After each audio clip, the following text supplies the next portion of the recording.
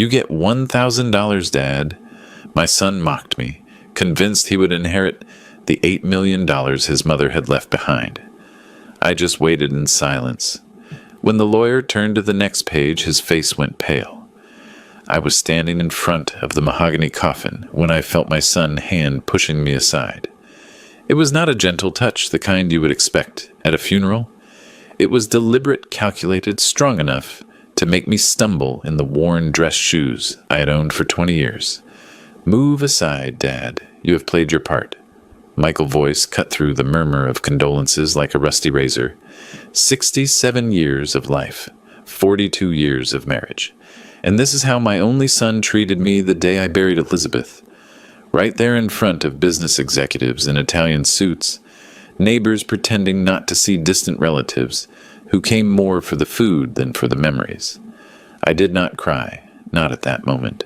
I looked at the coffin where Elizabeth rested with that serene expression she never had in life, and I wondered if she knew if, from wherever she was, she could see the monster we had raised together, or rather the monster she had created, while I held together a home that never gave me credit. Tiffany, my daughter-in-law, was leaning against the back wall of the funeral home, in a black silk dress, neckline grazing the disrespectful for a memorial, service red acrylic nails like dried blood. She smiled when our eyes met. It was not a smile of comfort, it was a smile of victory. And in that exact moment, I understood. They had already divided everything. The inheritance, the properties, the cars, the bank accounts, everything as if I were just an administrative hurdle to overcome. The room smelled of white lilies and hypocrisy. Those giant flowers Elizabeth hated, but that Michael insisted on ordering because they projected an image of success. 140 arrangements. I counted each one while people paraded with their empty condolences. Your wife was an exemplary woman. William, exemplary. That word chased me all my life. Exemplary in the kitchen. Exemplary raising our son. Exemplary staying silent when Elizabeth came home at 3 a.m, smelling of wine and expensive cologne. But at that funeral, while my son pushed me aside and my daughter-in-law smiled, exemplary became synonymous with invisible. The service was fast. Elizabeth was not religious, so the minister was brief, professional, efficient, like someone checking off another task of the day. Michael gave the eulogy. He spoke of a visionary mother, a brilliant businesswoman, a woman who built an empire from nothing. He did not mention my name once, not when he listed the important persons in her life, not when he thanked everyone who supported her. 42 years erased in 12 minutes of rehearsed speech. When they lowered the coffin, Michael threw the first rose, Tiffany the second. They waited for me to approach, but not to comfort me, but to ensure I did not cause a scene. I walked slowly, feeling the weight of every gaze piercing my back. I threw a daisy. Elizabeth hated roses. At the exit of the cemetery, while people dispersed towards their imported cars, Michael caught up with me. He was accompanied by the family lawyer, Mr. Harrison. Harrison was a man with gray hair and thin glasses who always greeted me with a nod that seemed genuine. "Dad, tomorrow at 10 sharp. The reading of the will is happening. Do not be late." It was not an invitation. It was a summons. I spent that night alone in the house I had shared with Elizabeth since Michael was 3 years old. A house too big for one person, full of rooms that accumulated memories, like dust. I sat in the living room armchair, the moss green velvet one I had bought at an antique shop in 1995, and let the silence swallow me. Was it worth it to be exemplary? If you want to know how a whole life of sacrifice can be erased in seconds, subscribe to the channel, because this story is just beginning, and what comes next will tear screams of indignation from your throat. Mr. Harrison's office was on the 12th floor of a mirrored building downtown, the kind that reflects the sky and makes you feel small just by looking at it. I arrived 15 minutes early, as I had done all my life. Punctuality was one of the few things my father taught me before dying. A man who respects himself makes no one wait. The receptionist, a young woman with hair too straight to be natural, offered me coffee. I accepted, but the cup shook so much in my hand that I had to leave it on the saucer. It was not fear, it was contained rage, the kind that ferments in the chest and rises up the throat like bile. Michael arrived 20 minutes late. He entered the office like someone invading conquered territory, broad shoulders occupying more space than necessary. Tiffany came behind him balancing on gold stilettos that clicked against the marble floor. She wore sunglasses inside the air-conditioned space as if she were still mourning or as if she wanted to hide her eyes from someone calculating every move. "Good morning, Dad." Michael's voice was mechanical, perfunctory, the kind you use with a bank teller. I did not answer. I just watched him as he threw himself onto the leather couch next to me, spreading his legs in a way that invaded my space. Tiffany sat on the other side, crossed her legs, and began scrolling on her phone. The glow of the screen illuminated her face in angles that made her look even more calculating. Mr. Harrison entered last, carrying a worn brown folder. He greeted me with a respectful nod. Then he looked at Michael with an expression I could not decipher at that moment. Today, looking back, I know exactly what it was. Pity mixed with contempt. "Well, let us begin." Mr. Harrison adjusted his glasses and opened the folder with slow, almost ceremonial movements. The last will and testament of Elizabeth Hernandez registered before a notary on March 15th of this year, 3 months before her passing. 3 months! Elizabeth knew she was dying. The pancreatic cancer had come fast, but not without warning, and in those last 3 months she had made decisions. Mr. Harrison cleared his throat and began to read. "I, Elizabeth Hernandez, in full use of my mental faculties, hereby declare as my last wishes." Michael was drumming his fingers on the table, an irritating and anxious rhythm, like someone waiting for a prize announcement. Tiffany lowered her phone and leaned forward, finally paying attention. "To my beloved husband, William, I leave the sum of $1,000 deposited in the checking account, as well as the residential property located on Oak Street." The world stopped. $1,000. Michael's laughter exploded like a gunshot in that glass-walled room, a loud and mocking laugh that made the receptionist outside lift her head. He hit the table with his hand so hard that the lawyer pen rolled to the floor. 1,000, 1,000. Michael turned to me, his eyes shining with that mixture of victory and cruelty that only an ungrateful son can have. Dad that does not even cover Tiffany manicure appointments. "What the hell did you do to Mom? Head for her to leave you this misery." Tiffany let out a sharp giggle, covered her mouth with her red-nailed hand, and whispered something in Michael's ear. He laughed again. Mr. Harrison remained impassive, the paper still in his hand, as if waiting for the circus to end. I felt every word of that laughter penetrate my skin like shards of glass. $1,000. 42 years of marriage, of washing clothes, of preparing dinners for investors who barely recognized me, of holding Elizabeth. Hand during the nights when she woke up sweating over debts that almost led us to bankruptcy twice. It was all worth $1,000. The house, at least. She had left the house.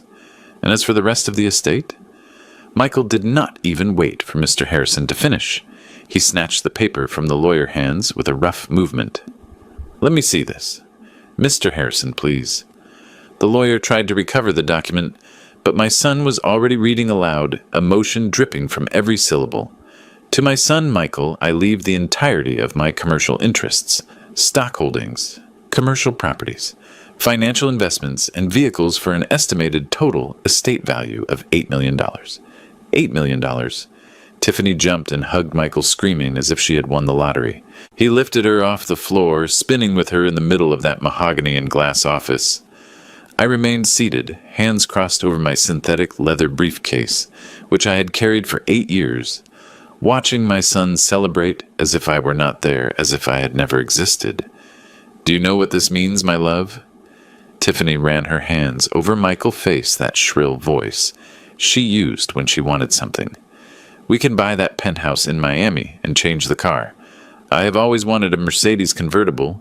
You will have it." Michael kissed her neck right there in front of the lawyer and in front of me. "Everything you want, princess. Everything." Mr. Harrison put away the papers slowly, meticulously, without looking at anyone. He closed the folder, adjusted his glasses, and finally raised his eyes to me. There was something in that look, a silent message I could not understand. Mr. William, you will need to sign some documents to formalize the transfer of the house to your name. Can we schedule for next week? Before I could answer, Michael interrupted. Actually, counselor, about that house. He sat down again now with the posture of a businessman, someone used to making decisions. How much is that property worth in the current market? My stomach dropped. It is a residence in a highly sought-after area, 5,000 square feet of land. I would say around $1.5 million. Mr. Harrison answered with a neutral voice. 1.5 million. Michael stroked his chin thoughtfully. Then he looked at me like someone evaluating an old object, needing to decide whether to keep or throw away. Dad, do you not think it is a house too big for you? Alone at your age? What happens if something happens to you? Who is going to help you? The concern in his voice was so fake it was offensive. Michael is right, Dad. Tiffany approached. She touched my shoulder with those acrylic nails. I wanted to rip them off, one by one. We could find you a smaller apartment, more practical, or maybe one of those communities for seniors. Some are really nice, you know, with nurses' activities. A nursing home. She was suggesting a nursing home. I looked at my son's face. I searched there for some trace of the boy I had rocked when he had colic. The one I taught to walk, to read, to tie his shoes. The boy who cried in my arms when the other kids at school excluded him. I searched for some spark of humanity. I found nothing, just the distorted reflection of a man who had learned from his mother that love is measured in dollars, and that I, in his eyes, was not worth more than 1,000. I will think about it. My voice came out firm, surprising even myself. I got up from the armchair, grabbed my briefcase towards the door. Mr. Harrison accompanied me to the hallway. Before I entered the elevator, he leaned in and whispered, William, do not sign anything without talking to me first. Nothing, do you understand? I understand, but I still did not know why.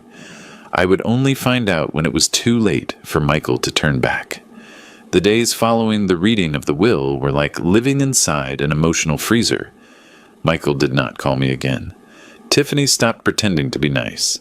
It was as if I had officially become an item crossed off their priority list.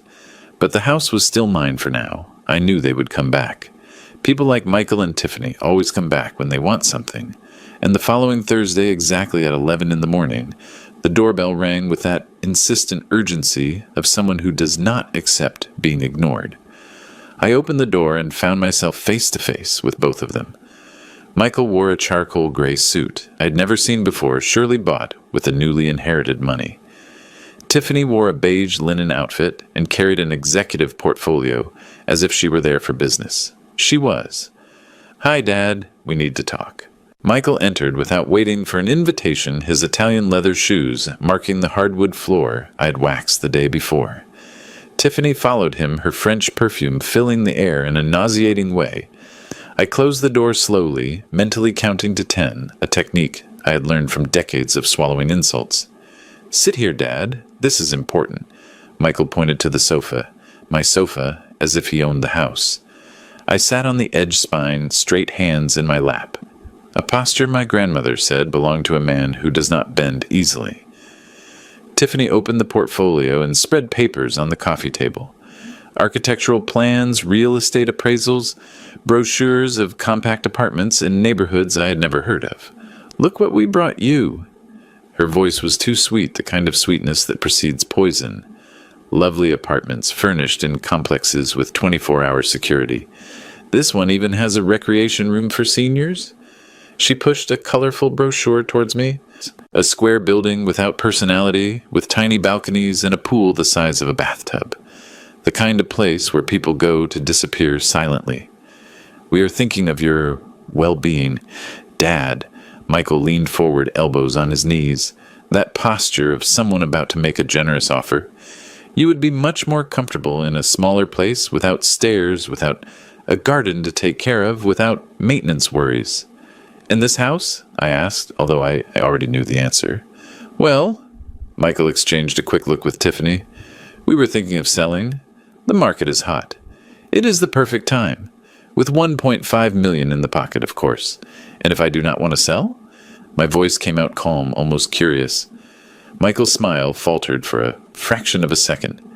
Tiffany stopped browsing papers and looked at me with those calculating eyes. Dad, be reasonable. Her tone changed, became harder. You are 67 years old. You are alone. This house is huge, expensive to maintain. What happens if you fall? What happens if you get sick? Who is going to help you? I have neighbors. I have friends. Friends? Tiffany let out a dry giggle. Dad, with all due respect, most of your friends are already dead or in nursing homes. You need to be realistic. Every word was a polite slap. Michael sighed, ran his hand through his gelled hair, and changed strategy. He got up, began to walk around the living room, touching objects, as if he were taking inventory.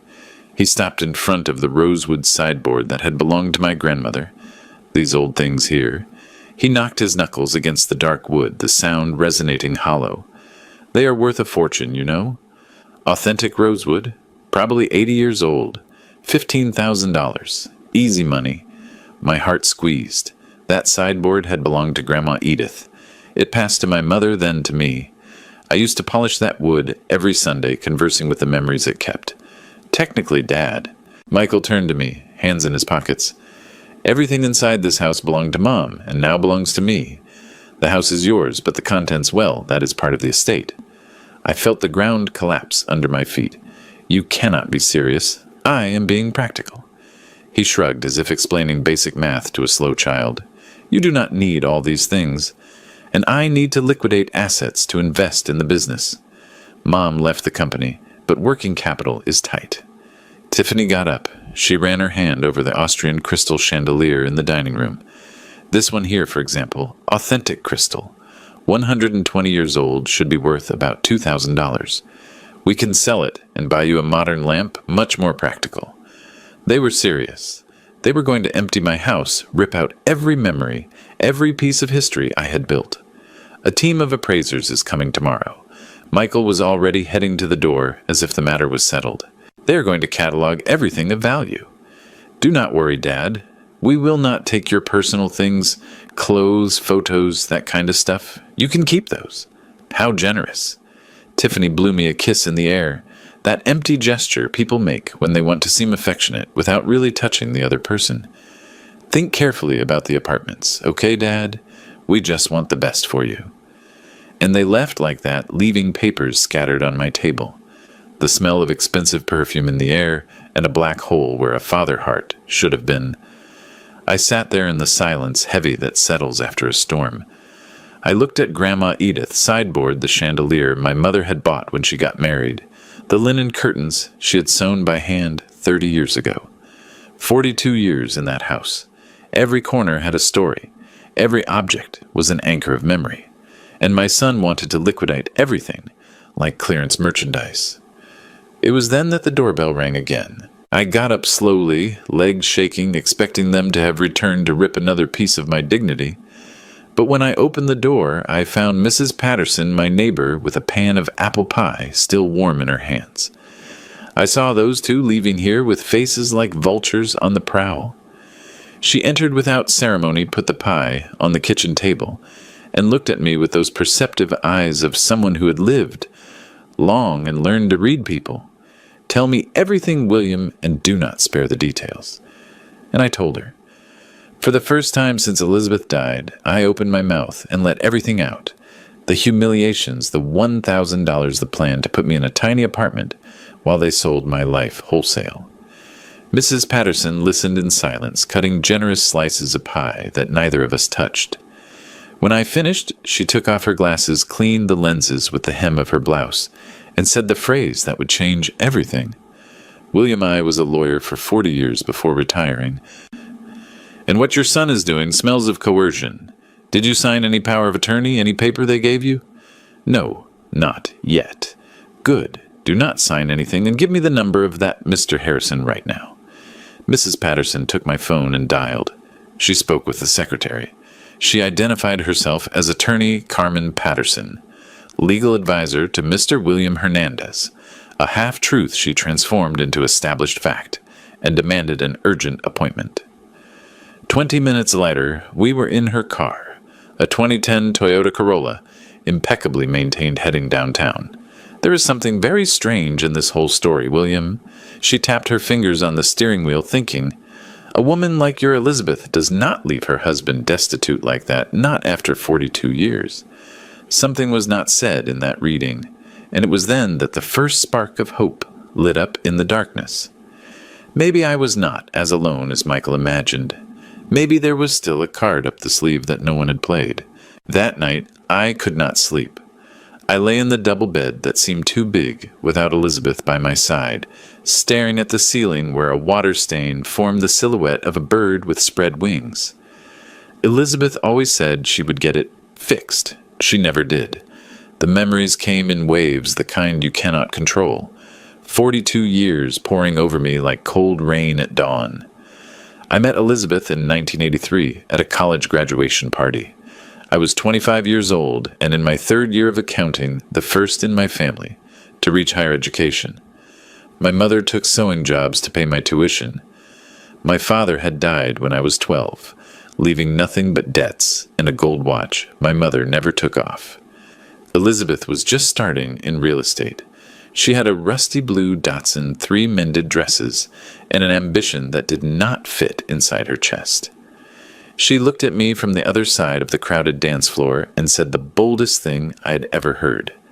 You are going to marry me. You do not know it yet, but you will. And I did 6 months later. A simple ceremony at St. Michael Church with a one-tier cake and a dress borrowed from her cousin. My mother cried with joy. You did it, son. You caught a hard-working woman. What she did not know, what no one knew, was that I dropped out of school 2 weeks before the wedding. Elizabeth had secured a plot of land in partnership with another investor. She was going to build her first building. She needed help with the paperwork, with the calculations, with the basic architectural plans. Just until the development gets going, William, then you can go back to school. I never went back. 3 months after the wedding, I found out Elizabeth was pregnant with Michael. She opened a bottle of cheap wine and toasted to the man of the house. It never crossed her mind. It could be a girl. It was not. Michael arrived weighing 8 pounds red and screaming, crying every night as if he were angry about being born. Elizabeth's first development was a failure. Her partner disappeared with the money, leaving only debts and a labor lawsuit. I remember sitting at the kitchen table with 3-month-old Michael in my arms, giving him a bottle, while watching my wife cry, sitting on the floor of the empty living room. We had sold the furniture to pay lawyers. I failed William. I am a failure. I could have agreed. I could have gone back to my mother house, asked for help, gone back to school. But I looked at that broken woman on the floor and made the decision that would define the next 40 years of my life. Get up. You did not fail. You stumbled. Now get up and try again. And she got up. With my support, with the money I had secretly saved, with my grandmother jewels, that I sold without telling anyone, we managed to pay the most urgent debts. Elizabeth started over, this time alone. Small plots, cheap houses, tight profits. I took charge of Michael. The house, the bills, the taxes. I made the spreadsheets by hand. I checked every invoice. I negotiated payment terms with suppliers using that soft voice that disarms men used to shouting. When Michael started school, I began to work for real. I got up at 5 in the morning to prepare meals. I dropped the boy at school at 7. I spent the day in the improvised office we had set up in the guest room. I picked up Michael at 5 in the afternoon. I made dinner, helped with homework, put him to bed. And when I finally lay down, Elizabeth came home smelling of beer and exhaustion, wanting to talk about projects. I slept well maybe 10 times in those first 10 years. The first big turning point came in 1995. Elizabeth secured financing to build an 8-story building. It would be the biggest development until then. But halfway through construction, the contractor declared bankruptcy. Half the building finished, half the buyers wanting to back out. The bank threatening to foreclose. I remember sitting at that same kitchen table, 12-year-old Michael, playing video games in his room when Elizabeth said, "It is over, William. I'm going to have to file for bankruptcy." I was 37 years old. My hair starting to gray hands dry from washing dishes and doing laundry. No degree, no career, no money of my own. Just a ring on the finger, and a son who already started looking at me with the same disdain I saw in his mother eyes. But I did not let Elizabeth give up. I called every individual buyer, 32 calls. I explained the situation. I promised we would finish. I asked for just 6 months more. 28 agreed, 4 backed out. But we found new buyers. I went to the bank alone. I used the house as collateral without telling Elizabeth. I got an extension and an additional loan. That building was delivered late, tight, with sleepless nights, but it was delivered. And the profit, $300,000 back then, a fortune, allowed Elizabeth to finally take off. She thanked me that night. She took me to dinner at an expensive restaurant. She took my hand over the table and said, "You are the foundation of everything, William. Without you, I am nothing." I believed her like a fool in love. I believed her. But Michael was listening. He was 12 years old, and he heard his mother say that. And do you know what he said on the way home? "Mom exaggerated, right, Dad? You just stay at home. She is the one who really works." Elizabeth laughed, ruffled the boy hair, and said, "Smart boy." She did not defend me. She did not correct him. She just laughed. And it was there in that car, returning home from the restaurant, that I understood. It did not matter how much I did. It did not matter how much I gave. I would always be invisible. The man in the background, the one who holds things up but does not shine. The following years were an escalation. Elizabeth built more buildings, bought more land, opened a real estate development company. Money began to flow, and the more it arrived, the less she was at home.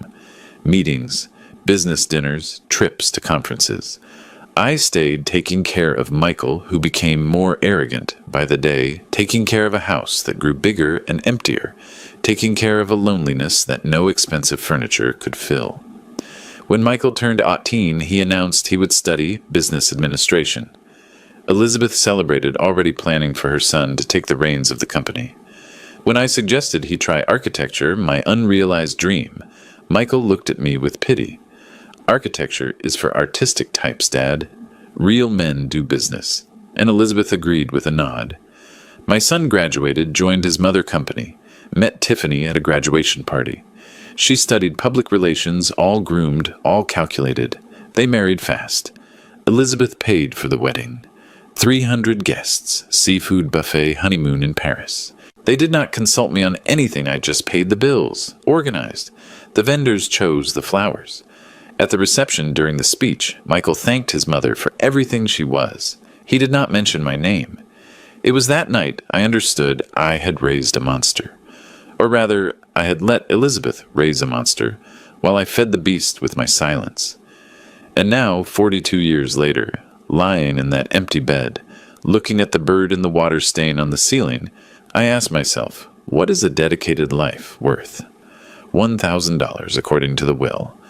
But something told me that Elizabeth, in the end, had seen the mistake. 3 months before dying, she had seen who her son really was, and she had done something about it. I just needed to find out what. The team of appraisers arrived Tuesday morning exactly at 9. 3 men in white coats and clipboards, accompanied by Michael and Tiffany, who entered my house like polite invaders. I was drinking coffee in the kitchen when I heard a key turning in the lock. My key, the one I had given Michael years ago for emergencies. He had never used it until now, and now he used it without even ringing the doorbell. "Good morning, Dad," his voice echoed down the hall with that fake cheerfulness of a door-to-door salesman. "I brought the appraisers I told you about. It was not a visit. It was a territorial invasion." I got up slowly from the table, smoothing the apron I had used since the 90s. Faded blue plaid, with a patch on the pocket I had sewn myself. I walked to the living room and found the 3 men already measuring walls, photographing furniture, writing down numbers I could not understand. Solid mahogany original hardware, Louis XV style. One of them, the oldest with a gray mustache, spoke while running his hand over the display cabinet that had belonged to my great-grandmother. "Excellent condition. The antique market is paying well for pieces like this." Tiffany was sitting on my sofa, scrolling on her phone, legs crossed, as if she owned the house. She wore a velvet outfit, the kind that costs more than my entire pension from when I helped Elizabeth. Dad, you do not mind if I grab a juice from the fridge, right? She did not wait for an answer. She got up and went straight to the kitchen, opening cabinets, rummaging as if looking for something beyond juice. Michael pulled me to the corner of the living room, away from the appraisers. Dad, stay calm. They are just cataloging. We are not taking anything today. The tone was condescending, the kind you use with a stubborn child. But you need to understand. Mom left me the estate. These furniture, these old things are part of the estate. These furniture belong to my family. My voice came out firmer than I expected. The sideboard was Grandma Edith. The cabinet was great, Grandma Clara, the chandelier. And Mom paid for the remodeling of this house when we got married, Michael interrupted. Well, technically, everything here was acquired during the marriage, which means community property. And since she was the provider, he left the phrase hanging, as if the rest was too obvious to explain. Provider. That word again, as if 42 years holding things up did not count as providing. The appraiser with the mustache approached, holding the rosewood sideboard with almost religious reverence. Sir, this piece here is rare. American rosewood, probably from the 40s. Original hardware brass handles. It is valued at least $4,000 in specialized auctions. $4,000. Grandma Edith had received that sideboard as a wedding gift. My mother kept hand-embroidered linen napkins inside. I kept family photographs in a secret drawer only I knew about. Excellent. Michael clapped, rubbing his hands like someone closing a good deal. Write it down. That goes straight to Sotheby. Sotheby. My grandfather, who was a carpenter and died without knowing how to read, would have the furniture he built with his own hands sold in an international auction house. And this chandelier, another appraiser pointed to the Austrian crystal chandelier in the dining room. Authentic Swarovski crystal, 120 years old, 15 original pendants. Estimated value between $3,000 and $5,000, depending on the buyer. My mother had saved 3 years to buy that chandelier. It was her dream to have something fine in the house. She died without ever dining under it. She passed away 2 months before installation. I lit that chandelier every Sunday and pretended she was there sitting at the head of the table, smiling proudly. That goes too. Tiffany appeared with a glass of orange juice, giving her opinion as if she had the right. We will buy you a modern lamp, Dad. LED energy saving. Much more practical. Practical, efficient, modern. Words that erase history. The appraisers continued through the house like ants cataloging a colony. They photographed the bedroom vanity. It came from Sweden, which my father had given as a wedding gift to my mother. They measured the Venetian mirror in the hallway, an inheritance from an aunt I never met, but whose story my mother told every time we passed in front of it. They even appraised the wall clock in the kitchen, the pendulum one that marked the hours with a metallic sound that calmed me during sleepless nights.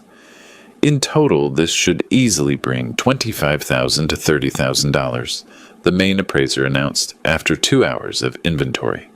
Guaranteed market. People pay good money for other people's sentimental memories. Other people, sentimental memories. As if mine were worth nothing. Michael signed the appraisal papers with a Mont Blanc pen, another new purchase with his dead mother money. He put the copies in his executive portfolio and turned to me with a smile that was supposed to look reassuring, but only looked predatory. Dad, next week I will send a truck to pick up the pieces.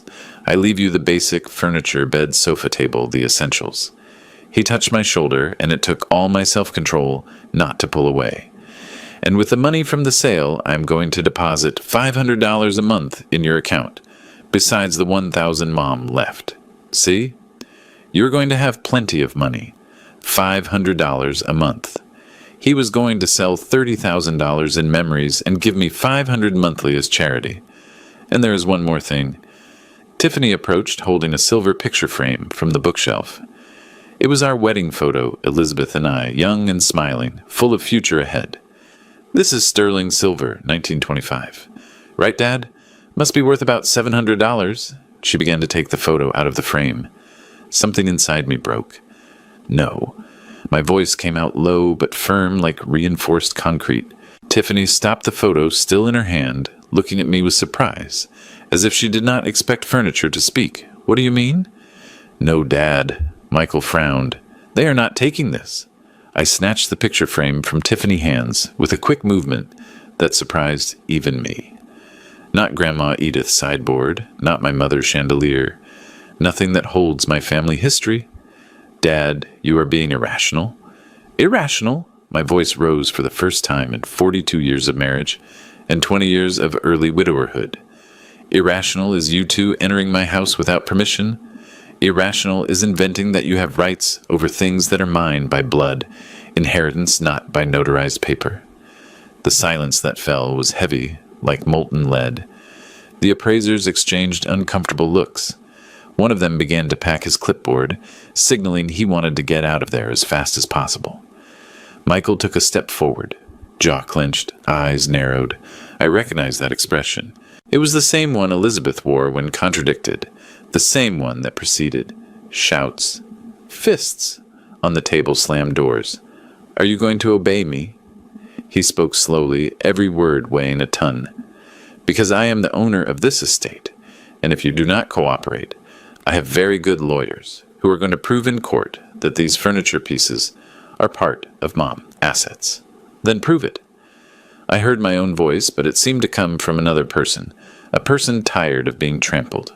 Go to court, bring your lawyers, but until then, nothing leaves this house without my authorization, and I do not authorize it. Tiffany snorted, rolling her eyes. Michael, let us go. Let your dad have his sick attachment to his old things. We will fix it, with Mr. Harrison. Harrison? They left, slamming the door. The appraisers followed quickly, relieved to escape the battlefield. I remained alone in the living room, still holding the silver picture frame, shaking from head to toe. Not from fear, from rage. 42 years swallowing insults, accepting crumbs, being the exemplary man who never complained. But there was a limit, and they had just crossed it. That same afternoon, Mrs. Patterson appeared at my door with a thermos of coffee and that determination of someone who does not accept no for an answer. She was 70 years old, white hair cut short, red frame glasses, and an upright posture that defied gravity and time. I saw the circus they set up here this morning. She entered without ceremony, went straight to the kitchen, and poured 2 cups of coffee. 3 men in lab coats, your son leaving with a face like he bit a lemon. Tell me. And I told her everything. The appraisers, the furniture, the humiliation of seeing my own history quoted like flea market merchandise. Mrs. Patterson listened in absolute silence, nodding at the right moments, her eyes alert behind the thick glasses. When I finished, she took off her glasses. She cleaned them with the hem of her blouse, a habit I already knew meant she was processing important information, and looked at me seriously. William, there is something very strange in this whole story. Very strange. She drummed her fingers on the table, thinking. I was a lawyer specializing in family law for 40 years. I have seen everything. Spouses hiding assets, children forging wills, couples being manipulated. But this, she pointed at me, this smells of coercion and financial abuse. But the will was read by Mr. Harrison. It is legitimate. It was read. Mrs. Patterson got up. She began to walk around the kitchen, as she used to do in court, when building a line of reasoning. I did not say it was read completely. What do you mean? Tell me something. Was your wife the type of woman who would leave her husband of 42 years destitute like that? I thought of Elizabeth. She was many things. Absent a workaholic, sometimes insensitive, but completely unfair? No. She knew how much I had sacrificed. She had said it that night after I saved the development. You are the foundation of everything. No, I answered, my voice coming out firmer. She was not. Then why would she leave you only $1,000? Mrs. Patterson hit the table, making the cups clatter. It makes no sense. Unless what? Unless there is something else in that will? A conditional clause, a second page, an addendum that Mr. Harrison did not read in front of your son. My heart raced. The phrase the lawyer had said in the hallway came back to my mind like lightning. Do not sign anything without talking to me first. Nothing. He told me not to sign anything. I murmured more to myself than to Mrs. Patterson, who said, Mr. Harrison. After the reading of the will, he pulled me aside in the hallway and told me not to sign anything without talking to him first. Mrs. Patterson clapped once loud, like someone who had just solved a puzzle. There it is, I knew it.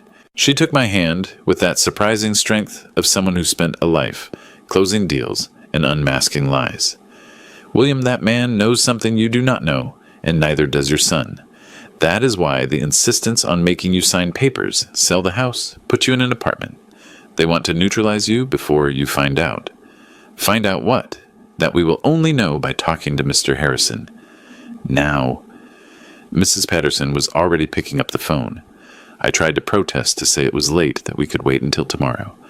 But Mrs. Patterson was not a woman who waited when she smelled injustice. She called the office, identified herself as attorney Carmen Patterson, legal advisor to Mr. William Hernandez, a half-truth she transformed into established fact, and demanded an urgent meeting. 20 minutes later, we were in her car heading downtown. Mr. Harrison's office was empty at that hour, almost 6 in the evening. The receptionist had already left, but he was waiting for us personally, at the door jacket thrown over his shoulder. Tie loosened the face of someone who had spent all day in exhausting hearings. Mr. William. He shook my hand with both of his, a gesture that conveyed urgency and concern. I hoped you would come. Please come in. He greeted Mrs. Patterson with the respect of someone recognizing a colleague. He took us to the conference room, closed the door carefully, and before sitting down verified that the windows were well closed, as if he were about to reveal a state secret. Mr. William, I'm going to be direct because we have no time to lose. Mr. Harrison opened a locked drawer from which he took a folder, sealed with a notary stamp. Your wife came to see me 3 months before passing away. She discovered something about your son, something serious. The air left my lungs. What did she discover? Mr. Harrison opened the folder with precise movements. Inside were documents, bank statements, copies of contracts, and my God, photographs. Michael has been embezzling money from the company for at least 5 years. He spread the documents on the table like a detective presenting evidence of a crime. Fake contracts with phantom suppliers, altered invoices, transfers to shell accounts. He diverted approximately $4 million. $4 million. Mrs. Patterson picked up one of the statements, ran her finger down the line of numbers, whistled softly. This is criminal speculation document. Forgery, money laundering. Exactly. Mr. Harrison took off his glasses, rubbed his tired eyes. Elizabeth was devastated when she found out. She hired an independent auditor and confirmed everything. She thought about reporting him to the police, but she could not. It was her son, her only son. So what did she do? My voice came out shaky. She changed the will. Mr. Harrison took a sealed envelope from the folder. My name was written on the front with Elizabeth's shaky handwriting. The writing that had worsened in her last months, but not a simple will. She created a conditional clause. Smart, very smart. Mrs. Patterson leaned forward, smelling the legal strategy. What kind of clause? A behavior clause. Mr. Harrison opened the envelope, revealing 2 typed pages. In the first reading, I only read the first page, the one that left $1,000 to Mr. William, and the rest to Michael. But there is a second page, a page that can only be read if certain conditions are met. What conditions? I asked, barely able to breathe. The clause says the following. If my son Michael demonstrates within 30 days following my death undignified, disrespectful, or abusive behavior towards his father William, as documented by the testimony of the executor of the will, the entire inheritance I leave him shall revert completely to him, allocating it to my son. In this case, only the symbolic sum of $1,000, the same amount I initially assigned to his father. The silence that fell over that room was so heavy I could hear my own heart beating out of rhythm. Elizabeth did this. I could barely form the words. She did it, and she named me executor of the will, with powers to document Michael's behavior during this 30-day period. Cameras, recordings, witnesses, everything is valid. Mr. Harrison slid a small device across the table, a digital recorder. Your mother asked me to install security cameras in the house months ago connected to my server. The reading of the will where he mocked you. Today, meeting with the appraisers who invaded your house. Mrs. Patterson picked up the recorder, her eyes shining with that satisfaction of a lawyer who had just found the definitive evidence. How many days have passed? 23. Mr. Harrison looked at me with intensity. 7 days remaining. William, 7 days to document your son character. He gathered the documents, and from what I have seen so far, he closed the folder with a definitive gesture. I think we already have more than enough material. I looked at that folder. Inside was a redemption, the proof that I was not invisible, that my sacrifice had not been in vain, that Elizabeth, in the end, had seen the truth. But there was also my son's sentence, and as much as he deserved it, as much as he had humiliated and disrespected me, he was still my son, and that hurt more than any inheritance could heal. Mrs. Patterson made chamomile tea when we returned home. She said it was to calm the nerves, but I think it was more to have something concrete to do while I processed the bomb that had just exploded in my life. I sat in the same kitchen chair where I had drunk coffee 1,000 mornings in a row, where I had helped Michael with homework, where I had cried hidden when Elizabeth forgot my birthday. And now I discovered that in the end she had tried to fix everything or destroy everything depending on the angle. You need to understand something, William. Mrs. Patterson put the hot cup between my hands. Elizabeth did not do this out of cruelty. She did it for justice. And more importantly, she gave you the power of choice. What choice? To leave my son in poverty. $1,000 is not poverty. It is a choice. She pulled her chair closer to mine. She held my face with both hands, forcing me to look at her. Listen carefully to what I'm going to tell you because it is important. You are not destroying your son. He destroyed himself when he chose to steal from his mother, humiliate his father, and think he would get away with it. But he is my son. And you are his father, not his doormat. Being a father is not accepting abuse. Being a father is not allowing your son to become a monster without consequences. Sometimes, the greatest proof of love is letting someone fall so they learn to get up alone. I drank the tea in silence, feeling the hot liquid descend and warm the frozen void that had settled in my chest. Mrs. Patterson was right. I knew it. But knowing did not make the decision less painful. Mr. Harrison said 7 days remain. I spoke more to myself. 7 days until the clause activates. What happens if they find out? They will not find out. Mrs. Patterson crossed her arms. Strategist mode activated. You are going to act normal. If Michael calls, answer. If he shows up here, receive him. Let him continue hanging himself with his own rope. I do not know if I can pretend. You do not need to pretend. Just be yourself, the man who survived 42 years of invisibility without losing his dignity. Mrs. Patterson squeezed my hand. If at any moment you waver, call me, no matter what time. She slept in the guest room that night. She said it was because it was too late to drive, but I knew it was to keep me company to make sure I did not fall apart alone with the weight of that truth. The following days were the strangest of my life. Michael called twice. One to say he had solved the furniture problem with the lawyer and I did not need to worry. Another to let me know he had found a perfect apartment for me in a community for seniors. You have a recreation room, Dad, and craft classes. You will love it. Crafts. As if I were a senile old man who only served to pass time with his hands. I swallowed my rage, thanked him politely, and hung up. Mrs. Patterson, who was by my side, took notes in a little notebook. Day 25. Son attempts to coerce father to accept unwanted apartment. On Thursday, Tiffany showed up without warning. She brought brochures of retirement homes, sorry luxury residences for seniors, and a smile as fake as her gel nails. Dad, look how pretty. Heated pool, 24-hour nurse's cable TV room. She spread the brochures on the table like someone presenting resort options. And best of all, Michael already paid the first month you can move next week. I'm not going anywhere, Tiffany. I kept my voice calm but firm. She blinked confused as if not processing the possibilities of receiving a no. But Dad, we already closed the deal. They are going to lose the deposit. If you do not go, then let them lose it. I went back to washing dishes, deliberately turning my back on her. I did not ask. I did not authorize. And I am not going.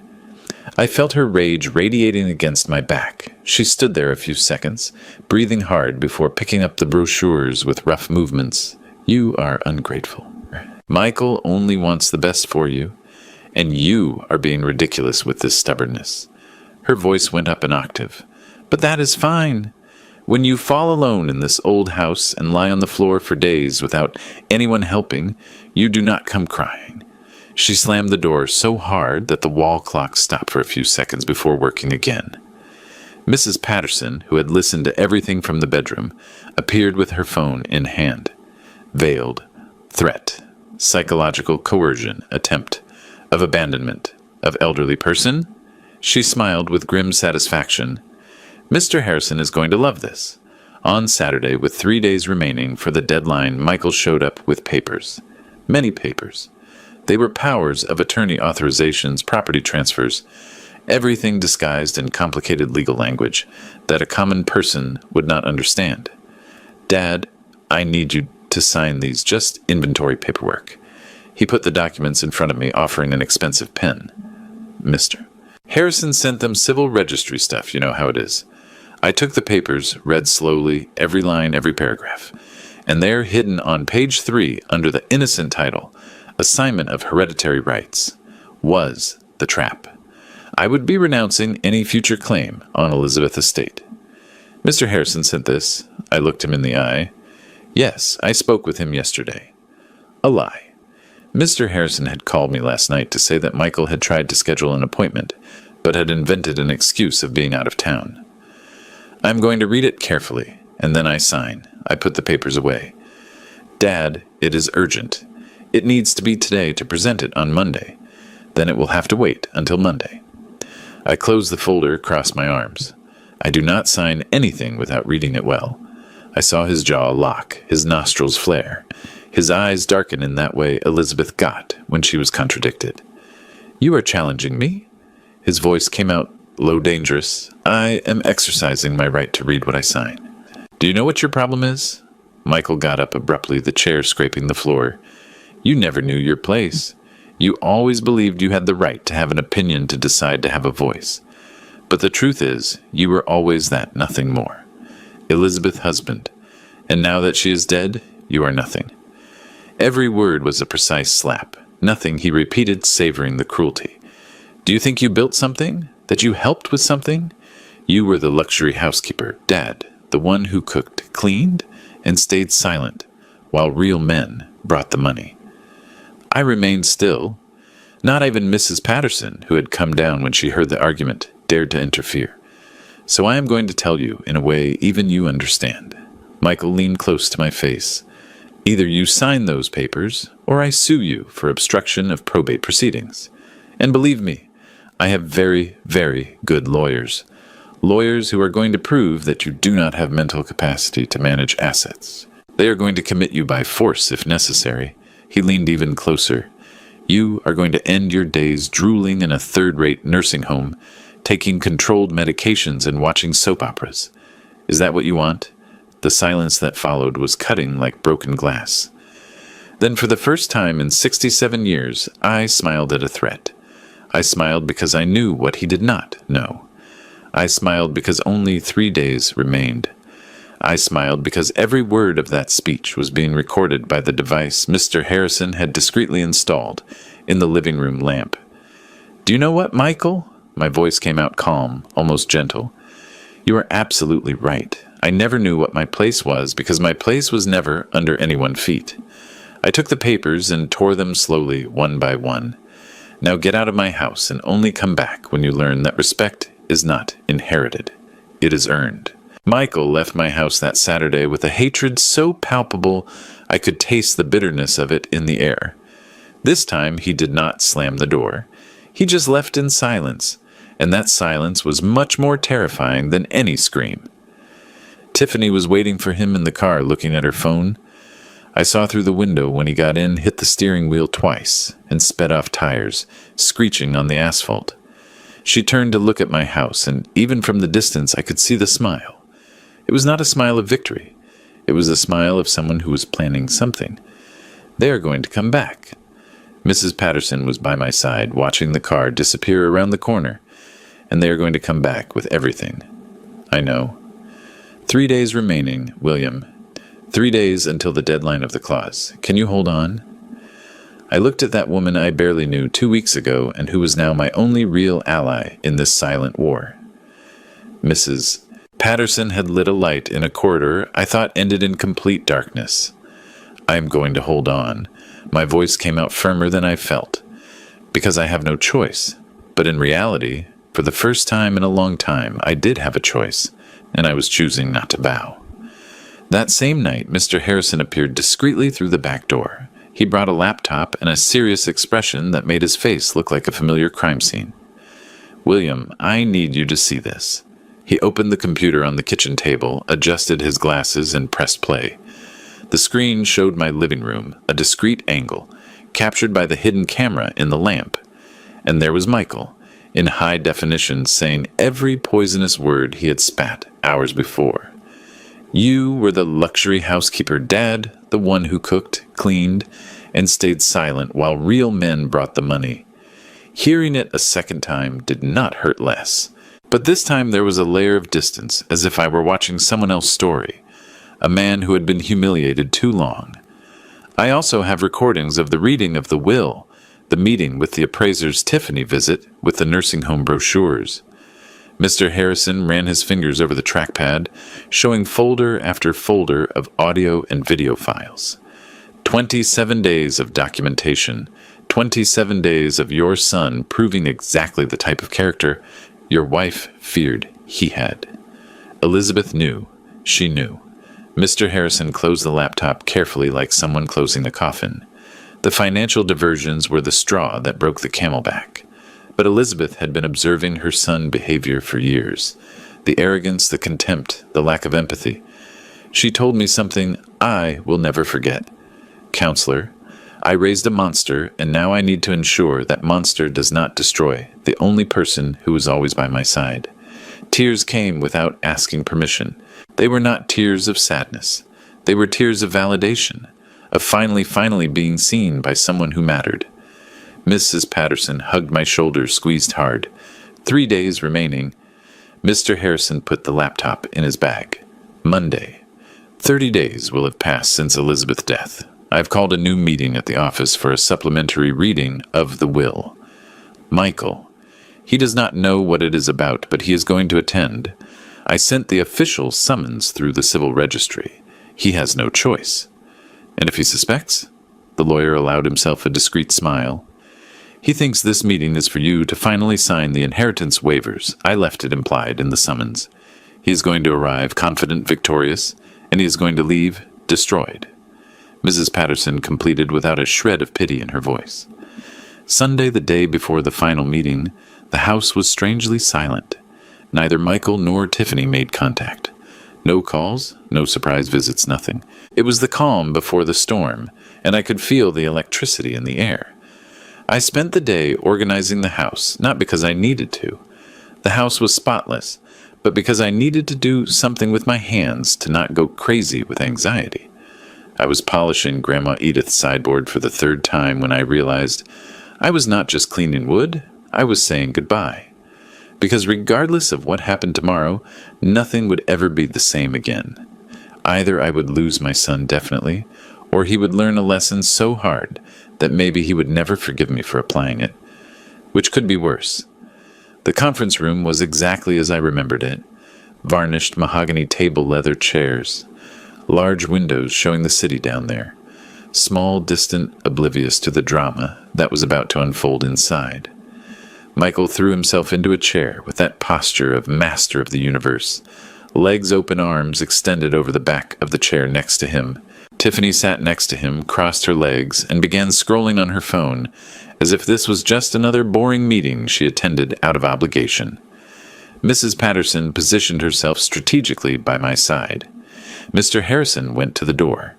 He closed it with a discreet click that made Michael raise an eyebrow, but he said nothing. Then he returned to his chair, opened that same worn brown folder, and adjusted his glasses with meticulous movements. "Well," Michael slapped his thighs. "Impatient, let us finish this. I brought new documents for my dad to sign, simpler this time without complicated legal jargon." He pushed a folder across the table in my direction. "Actually, Mr. Michael, we are not going to need those documents." Mr. Harrison did not even look at the folder. Today's meeting has a different purpose. Silence. Michael blinked, confused. Tiffany lowered her phone. "What do you mean by different purpose?" Her voice had lost some of its arrogance. "We are here for the supplementary reading of your mother will." Mr. Harrison opened the folder. He took out the same envelope I had seen days ago. There's a second page that was not read in the first meeting. For legal and contractual reasons, it could only be revealed after 30 full days had passed since her passing. I saw the color drain from Michael's face. Not completely, not yet, but enough for him to know something was wrong. Second page. What is this about? He leaned forward, trying to look merely curious. But I saw the tension in his shoulders. Why was I not supposed to know? Mr. Harrison responded with that professional calm of someone who had seen many storms. Your mother registered this additional clause 3 months before passing away, with express instructions that it only be revealed after a period of observation. Observation of what? Tiffany had leaned forward too, her acrylic nails tapping nervously on the table. Of the behavior of Mr. Michael Hernandez towards his father. The temperature of the room dropped 10 degrees. Michael let out a short, uncomfortable laugh. Behavior? What the hell does that mean? Mr. Harrison did not answer. He just began to read, his voice firm and clear without emotion. Additional clause to the last will and testament of Elizabeth Hernandez. Considering that I have reasons to believe that my son might not treat his father with the respect and dignity he deserves after my passing, I establish the following. If it is proven through appropriate documentation gathered by the executor of the will that Michael Hernandez demonstrated undignified, disrespectful, coercive, or abusive behavior towards William Hernandez within 30 days following my death, the entire inheritance I leave him shall revert completely to my husband. Deafening silence. To my son in this case shall correspond solely the symbolic sum of $1,000. The same that I initially assigned to his father, as a reminder that respect and dignity are not inherited, they are earned. Michael jumped to his feet, the chair almost tipping backward. This is ridiculous. The scream echoed off the walls. This cannot be legal. It cannot be valid. It is completely legal. Mrs. Patterson spoke for the first time, her lawyer voice cutting the air like a sharp blade. Wills can contain conditional clauses, and this was drafted, executed, and registered before a notary, with all necessary formalities. Undignified behavior. Michael ran his hands through his hair. He was beginning to sweat. Who defines what is undignified behavior? That is too subjective. Not when there is documentation. Mr. Harrison turned on the laptop that was on the table. According to instructions left by your mother, I was named executor of the will, with powers to observe and document your interactions with Mr. William during the 30-day period. You spied on me. Michael's voice went up an octave. Documented? Mr. Harrison corrected, pressing play. The first scene that appeared on the screen was from the reading of the will. Michael laughing, mocking the $1,000 they left me. The words echoed through the room again, now amplified by the speakers. 1,000? That does not even cover Tiffany manicure appointments. Tiffany sank into her chair, pale. The video continued. The meeting with the appraisers, Michael cataloging my furniture like merchandise, Tiffany visit with the nursing home brochures, and finally the scene from Saturday. Michael calling me luxury housekeeper, saying I was nothing threatening to have me committed by force. Every word, every gesture, every expression of contempt documented in high definition. When the video ended, Michael was white as paper. Tiffany had her hand over her mouth, eyes wide open. 27 days of documentation. Mr. Harrison closed the laptop. 27 days of behavior that characterizes according to legal analysis I requested from 3 independent specialists: psychological abuse, coercion attempt, of misappropriation of assets, and threat of illegal imprisonment. I was angry. People say things when they are angry. Michael was desperate, now his hands shaking. That cannot count. I did not know you were recording me. Exactly. Mrs. Patterson got up, approached the table with the posture of the prosecutor. She once was. You did not know. So you revealed who you really are when you think no one is watching. And that is what your mother wanted to discover. Not the son who pretended to be in front of her, but the man he had become when he thought there were no consequences. Michael turned to me, and for the first time in a long time, I saw real panic in his eyes. Dad, you are not going to allow this to happen, right? I am your son. I was just stressed by Mom death. You know how it is? It was not personal. He was begging now, his voice breaking. Please, you cannot do this to me. I looked at that 40-year-old man, sweating cold, desperate pleading, and I did not see my son. I saw a stranger who had learned all the wrong lessons in life. You are right, Michael. I cannot do this to you. My voice came out calm, serene. You did it to yourself. No. He hit the table. I am going to sue.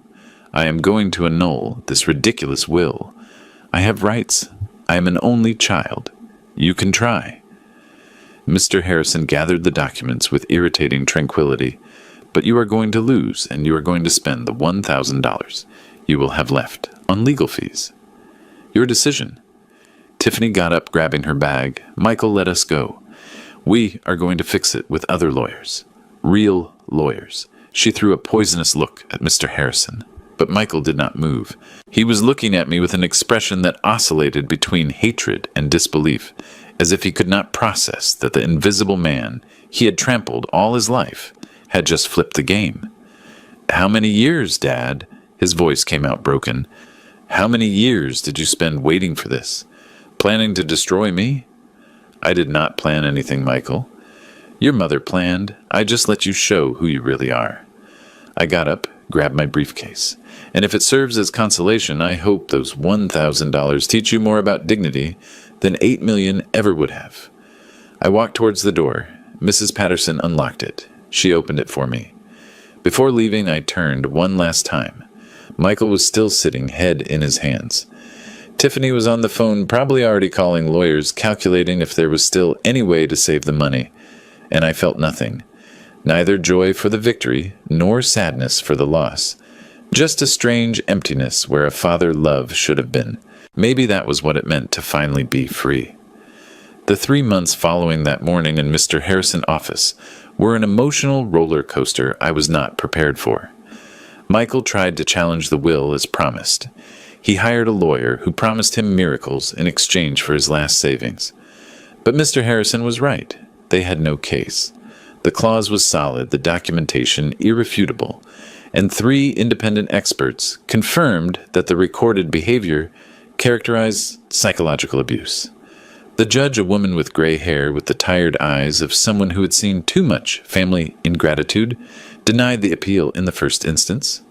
Michael appealed, lost again. It cost him exactly $14,700 in legal fees. He had $300 left from what his mother had left him. Tiffany abandoned him the second week after the court decision. There was no farewell letter, there was no drama. She simply packed her suitcases while he was at the lawyer office, took the jewelry he had given her, the car that was in her name, and disappeared. She left a note stuck to the refrigerator with 3 words. It was fun while it lasted.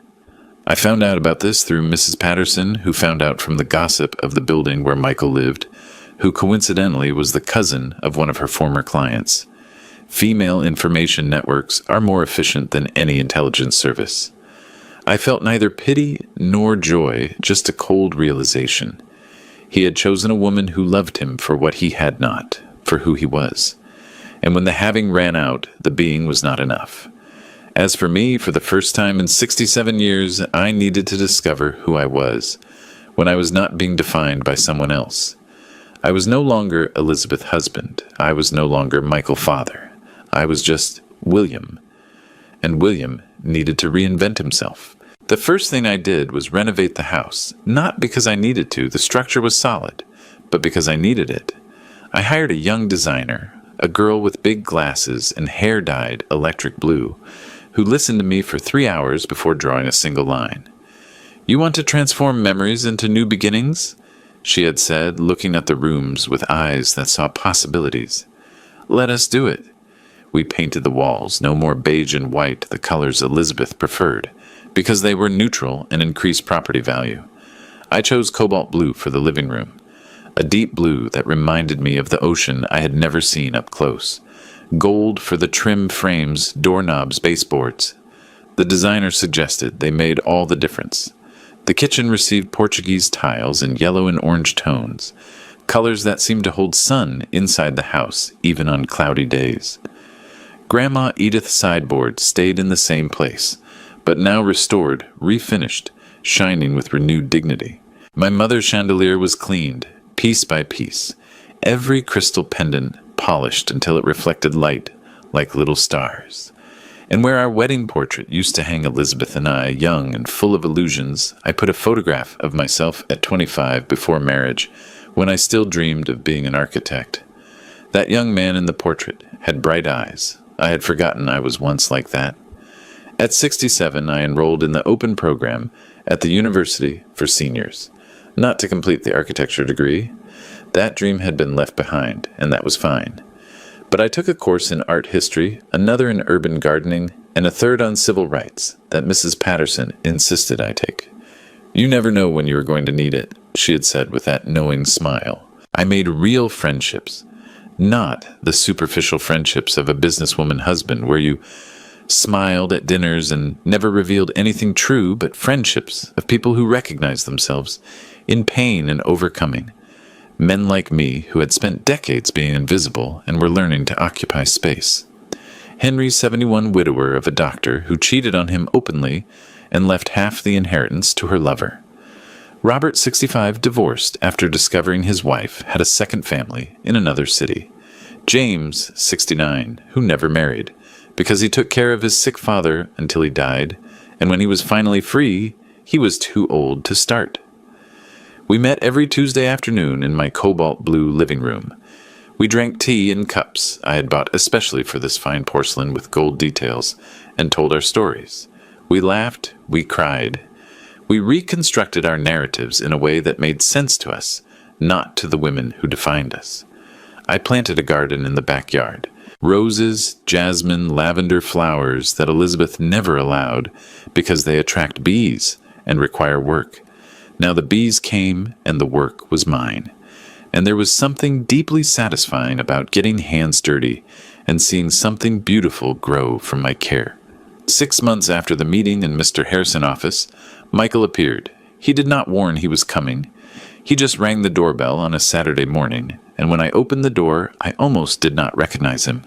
He had lost weight. His beard was unshaven.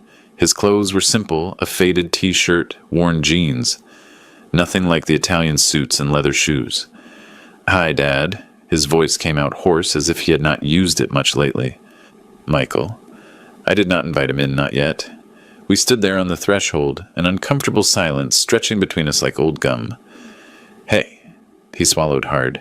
"I needed to talk to you." "Then talk." He looked around the empty street, his feet anywhere but at me. "I got a job at an accounting firm, administrative assistant, minimum wage and a half." A pause. "It is humiliating. Me, who was a company director, now I file papers and make coffee for people who earn less than what I used to spend on meals." Wait, I was not going to make it easy for him. "It is honest." He took a deep breath. "And at the end of the day, when I lie in bed in the tiny apartment I share with 2 other guys, at least, I sleep without feeling like I stole from someone. Something moved in my chest, small, cautious. It was not forgiveness, not yet, but maybe it was the beginning of something similar.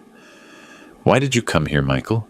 Finally, he looked at me, and I saw in his eyes something I had never seen before, genuine shame.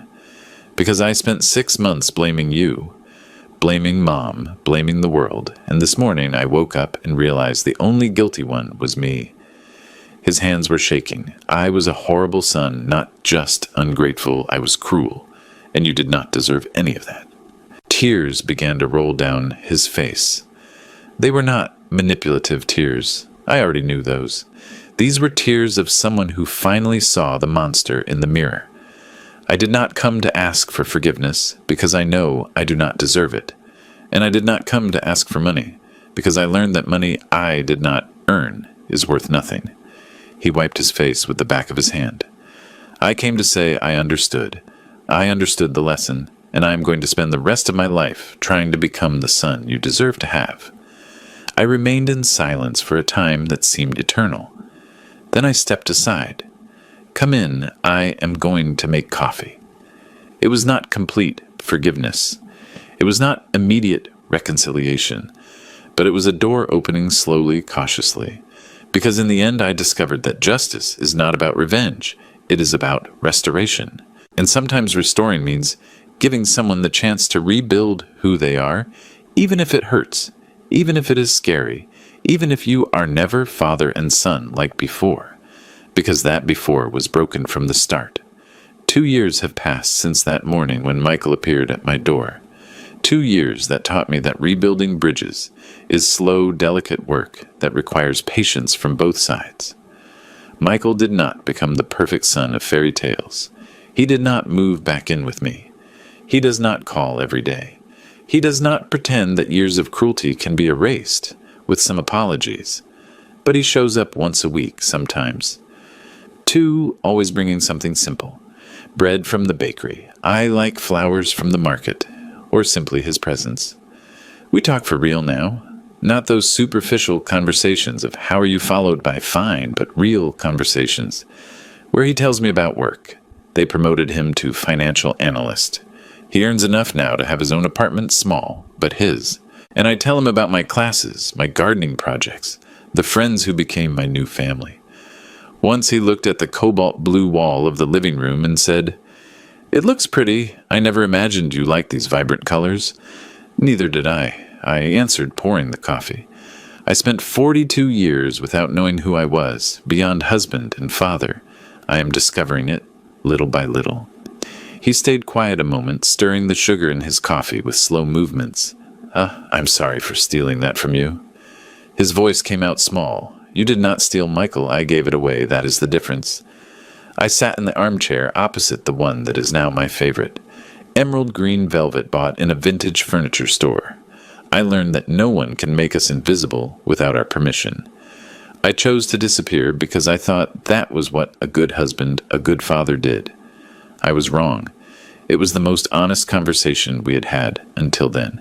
On my 70th birthday, Michael had already turned 42. He showed up with a carefully wrapped gift.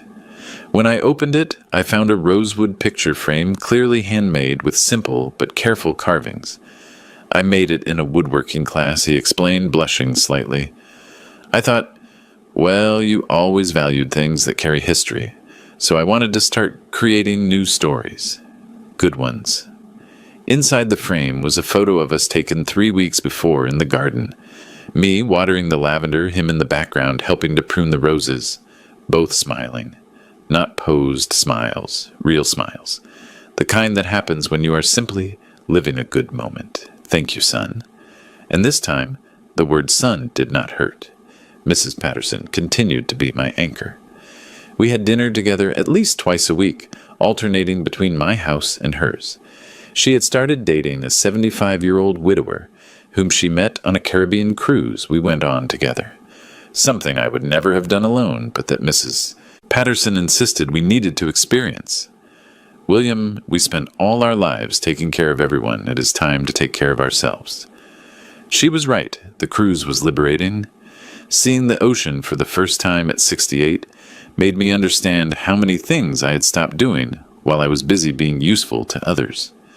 The Tuesday friends, Henry Robert and James, became confidants, brothers I chose. Henry had opened a small woodworking shop with the inheritance he won in court. Robert had returned to painting something he abandoned in his 20s, when his wife said art did not pay the bills. James had adopted 3 cats and was finally taking the trip through Europe he had always dreamed of. We were all blooming at an age when society says we should be withering. Mr. Harrison also became a friend.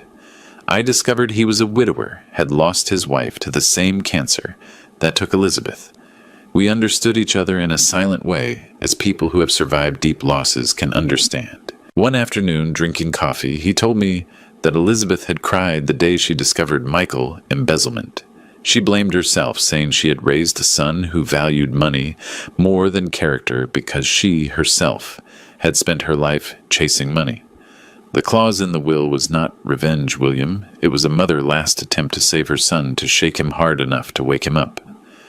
Did it work? I said, thinking of the Michael of today, different from the arrogant man who pushed me at the funeral. It hurt, but it worked. If this story touched something in you, if you recognized in William the silent strength that many of us do not know we have, leave your comment below. Tell me where you are watching us from. And more importantly, what lesson did you take from this story? Because in the end, this is not just William's story. It is the story of every man who was called just.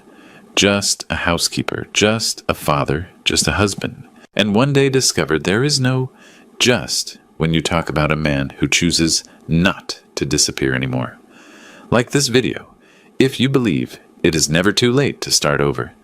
Subscribe to Grandpa Advice for more stories of real men facing real challenges and finding strength they did not know they had. And remember, respect is not inherited, it is earned. But dignity, you already have it, you just need to remember it.